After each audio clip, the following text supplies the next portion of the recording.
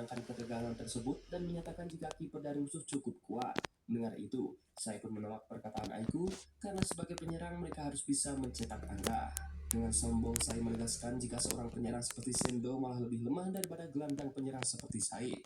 Karena itu, ia pun tak mengakui sosok Sendo sebagai seorang striker.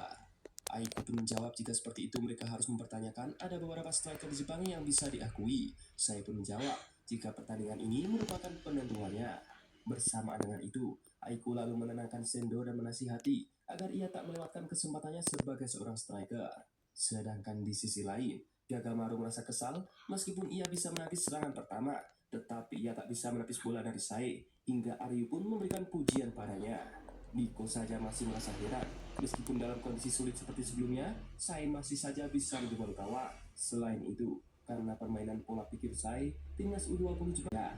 Kemudian, Isagi mulai menjelaskan jika taktik yang digunakan oleh musuh merupakan sebuah formasi serangan balik cepat dengan Sae menjadi poros utama, di mana 4 back. Sementara di bangku cadangan, sang asisten bernama Andri merasa jika taktik mereka tak berhasil.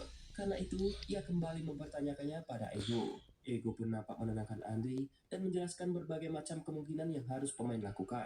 Dan pada intinya, dari latihan yang mereka lakukan, para pemain harus melakukan improvisasi. Selain itu, Ego menyuruh Andri agar diam dan kemudian mempercayai Blue Lock 11 sepenuhnya.